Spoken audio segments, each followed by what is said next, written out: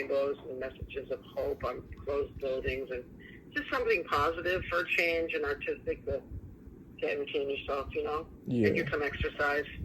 Yeah, definitely. Okay, this is not about the coronavirus anymore, it's just about the parading in general. I was gonna ask, have you heard about the police stopping at the Second Line funeral and arresting the organizer? Yes, I have heard about that. And my opinion on that is, again, we're all going to be in our houses forever if we don't all go in the houses and shut the door. And I know some people are really upset about that, but I'm like, has this not touched people? I mean, I'm looking at Donald Lewis, and I'd love to see a second line, but his family's like, we'll do that in July when we're going to push that back because we don't want to further expose people. And I don't think people understand that the exposure level. I have several people in my crew that are immune compromised, so we're not going to get together with them because I don't want them to get sick and die. Uh-huh. And, it's just like my opinion of the mayor saying, oh, we're going to close down the parades, but I'm still having the mayor's ball. No, you're not having the mayor's ball. Lead by example.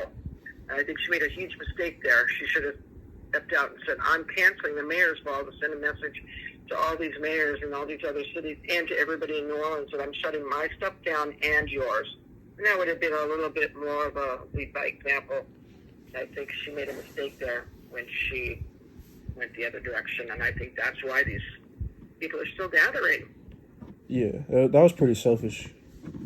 It was very selfish. Yeah. I mean, people were like, fine, have your mayor's ball. We'll go protest. We're going to show up in masks. And I'm like, yep. And then she's like, oh, no, I'm canceling it. I'm like, yeah, that wouldn't have been a good idea. You're inviting 1,000 mayors, and all it takes is one person to be sick. One person. I mean, I'm looking at Ronald Lewis. When I'm talking about this, I'm like, Ronald Lewis crossed paths with somebody, probably on Mardi Gras Day. And we've lost this person. Of course, we didn't know about it then, but now that we know that, why would we put other people in danger? Yeah. Uh-huh. It's a selfish thing. You need to, people are climbing the walls because they've been stuck in their houses so long, but we're going to be stuck in our houses for the next year if we don't all collectively stop what we're doing. Mm-hmm. It's a huge wake-up call, in my opinion. Mother Nature's mad. Yeah. When do you think that New Orleans flow parades are gonna start happening again? I don't know. I think it's all going to come down to watching monthly the curve and where it's going. I think we're going to see a spike here in 2 weeks because of Easter. Everyone's got to come out for Easter and do these things and have these parties.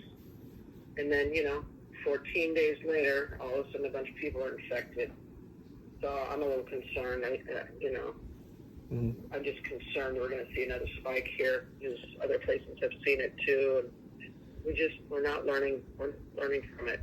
We need to stop and respect each other and I know it hurts and we're all hurting, but the longer it continues, the more broken people will be and more desperate they're going to become, Yeah.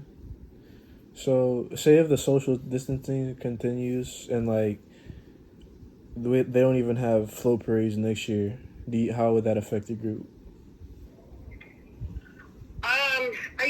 I've thought about this. All I have to say about this, I mean, this sounds really bad, but my crew already did the plague theme. We did it this year. I was way ahead of the curve. We came out as plague doctors for Crew of Bohem. And I'm looking back on it now and going, wow, we were sending a message back then. And, I could be like the big throws of the season being masks with different crews' names on them and all, because it's just New Orleans, that's how it is. But I really don't know what's going to happen. I mean, here we are. I just did a painting of my thoughts on it. Actually, the painting, you've got Essence, Buku, you've got Jazz Fest, French Quarter Fest, you've got Voodoo Fest, you've got Festival International. You've got Hogs for the Cause. Everything's been postponed to the fall. This is going to be the longest fall ever. And everything decides to be like, we're going to do a festival every day of the month of October and November, because that's how many things have been postponed. Crawfish Festival, I mean, and, it's all great and wonderful, and it's a great idea, and I look forward to it, but I really think it just comes down to how many people are infected and how many people are still dying. Uh-huh. I don't think we can answer that until we see those numbers, and I'm looking at the governor, and he's probably today going to make another commentary on, he's got us closed down until April 30th, and he's probably going to extend it a couple more weeks, because he knows that in 2 weeks, we're going to see another round of people from Easter with selfish, Yeah.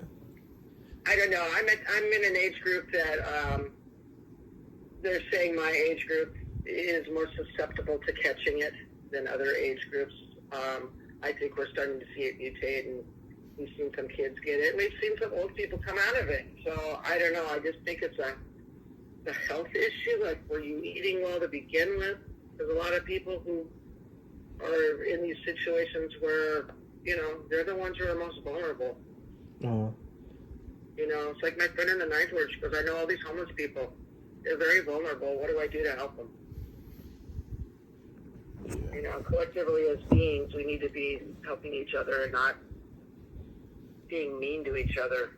If anything that this will teach, hopefully it'll teach that. To stop being cool to each other and wash your hands. I kind of look around like, wow, everybody's sanitizing everything. Doesn't that speak great lengths about how sloppy we've become? Definitely. Yeah. I mean, the Walmart had to close down for 2 days to sanitize. Oh yeah, I believe that totally. I don't know if you've been in a Walmart, but I won't even go in one. I'm like, don't even go into the cold section. Yeah. So based on how New Orleans is and like all the culture and whatnot, and if this does go on for too long, and the people start to feel like it's starting like to become just a government issue and they're just holding us back, would you see like the New Orleans parading culture like rebelling and just doing parades anyway?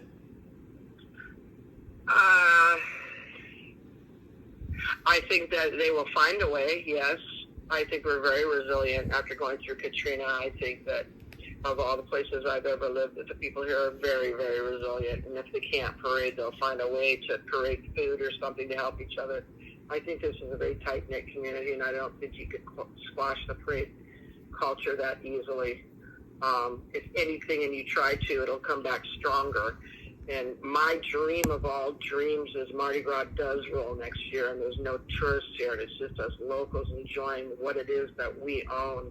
Because my favorite parade season of all was the one after Katrina, when people were finally out and the joy in their faces, they were home again, and the bands finally came back, and we could all be on the streets again. That's what I look forward to.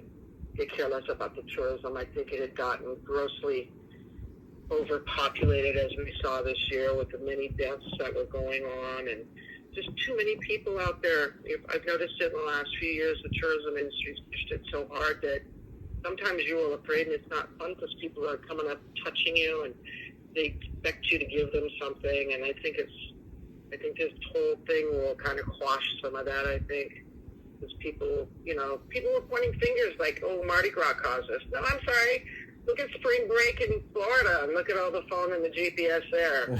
Thank God spring break wasn't going on during Mardi Gras, because then you really would be pointing fingers. But the point of it being is people who travel, and they travel everywhere, not just here. Tourism on the whole going on. Cruise ships, of all places. Why were the cruise ships allowed to stay here for so long? That's a petri dish, Yeah. How compact everyone is together. Yeah, and then they're still here walking around, and, you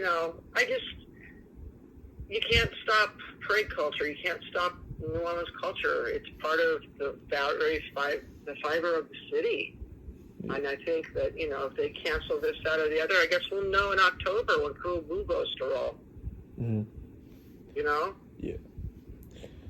Okay, well, with that being said, those were all the planned questions that I had to ask you. Is there anything else you'd like to tell me or think I should know? I just, I look around at all the crews, and I'm just proud to be in one because I think of all the people who are in Mardi Gras crews, they're all family, and they've always been family, and there's a lot of bigger crews that will step out. You'll probably see it more and more as we go through this, hi, this is the Girl Muses, and we thought we'd come out and feed two people over here, or I think we're going to see more and more of that. I mean, we're seeing it right now in small doses, but people aren't suffering enough yet, I guess, which I know that sounds horrible, but if this keeps going on and on, I could see Mardi Gras turning into something where the crews came out to help people, I don't see it being squashed. I see it, if you step on it, it's like a weed, cut it back and it'll come back stronger, and I think that's what's going to happen. But on a local level, more so, not on so much a tourism level. Yeah, so like the whole community is just have a stronger relationship now because of the setback. I mean, I look at Zulu. Zulu is a very tight organization because King James across the street from me, he's in his late 80s, and these guys come by once a week and they check on him to make sure he's got food. They've been doing that for years. It didn't take a pandemic for them to do that. Uh-huh. That's a very tightly knit crew right there, and they take care of their elders. He's next king, and so they, I actually go over and help them out too. But it's like a beautiful example right across the street from me of people who care about each other because they're in an organization that cares, and they care about their elderly and their elders. All right. Well, I really appreciate that. I really appreciate you giving me your time. And I have one more thing to ask you. I don't know if I had mentioned earlier, but we will be using some of these interviews with the media, and that may include like a few of your quotes. Would you like to be like quoted, or would you like to be just use unanimously? That's fine. You can quote me. If you quote me, though, put me under Mardi Gras because that's what I go by. Okay. All right. Thank you. I really appreciate it. Like Mardi Gras, but Mardi Claw, CLAW. Uh-huh. Yeah, I don't have a problem with that, Okay. I think I'm very proud of my crew, and they're stepping out and helping each other and helping people we don't even know. I mean, my friend came down with the COVID, and she's not in our crew, and she needed something, and my crew stepped up and said, what does she need? And 10 minutes after she asked for it, it was on her front porch. So, wow. That's the beauty of Mardi Gras and crews and sub-crews and organizations, and social aid and pleasure has never meant more than it did now, Yeah, definitely. So. Well, all right. I appreciate your time, and thank you. You have a beautiful afternoon, and stay safe and wash your hands, baby. Yes, ma'am. You too. Thank you. All right. Bye-bye. Bye.